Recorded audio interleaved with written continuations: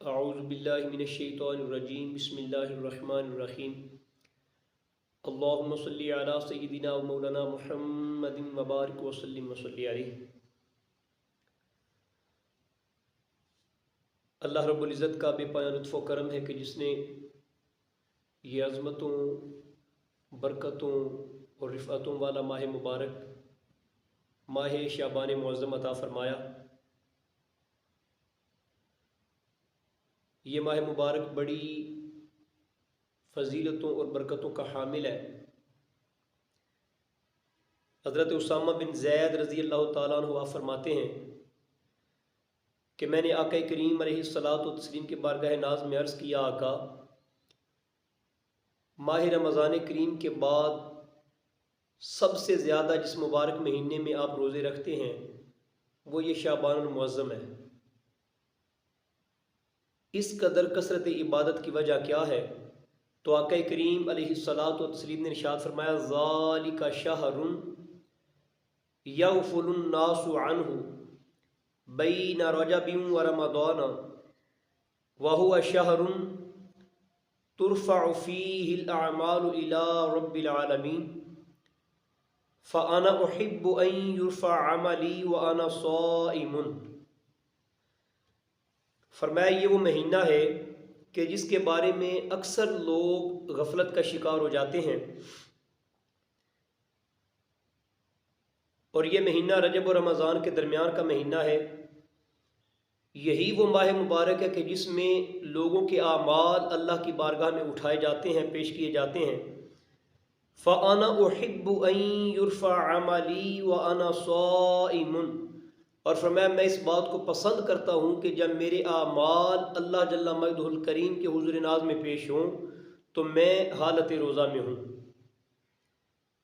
پھر اسی ماہ مبارک کی فضیلت کے ساتھ ساتھ اس مبارک مہینے میں وہ رات جس سے نصف شعبان معظم کی رات شب برات یا لیلۃ البراء کے نام سے یاد کیا جاتا ہے۔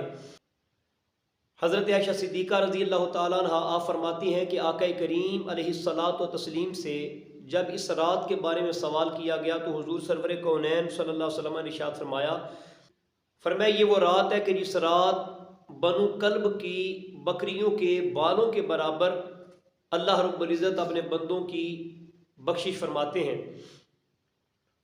تو اس اعتبار سے یقیناً شب برات بڑی فضیلتوں کی رات ہے۔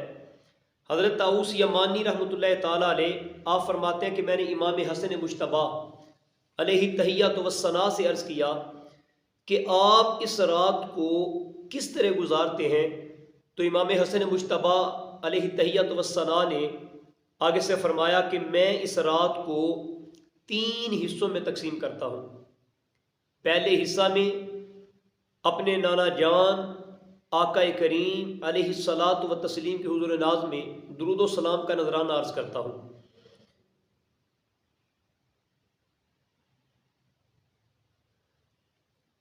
رات کے دوسرا حصہ میں فرمایا میں اللہ رب العزت کی بارگاہ میں کثرت کے ساتھ استغفار کرتا ہوں، اور رات کے تیسرے حصہ میں پروردگار عالم کی بارگاہ میں سجدہ ریزی کرتا ہوں۔ تو جب یہ رات نصیب ہو جائے کوشش کریں کہ اس مبارک رات کو اللہ کے ذکر کے ساتھ، عبادت کے ساتھ آباد کرنے کی اور اس کی بارگاہ میں جھکتے ہوئے اس کو گزارنے کی کوشش کریں۔ شعبان معظم کی اور شب برات کی معروف عبادات میں سے ایک عبادت مغرب کی نماز کے بعد پڑھے جانے والے 6 نوافل ہیں۔ ان نوافل کی ادائیگی کا طریقہ کار کیا ہوگا؟ ہر رکعت میں سورہ فاتحہ کے بعد 3 دفعہ سورہ اخلاص کی تلاوت کریں، اور ہر 2 رکعت مکمل ہونے کے بعد 1 مرتبہ سورہ یاسین شریف یا 21 مرتبہ سورۃ الاخلاص اس کی تلاوت کریں۔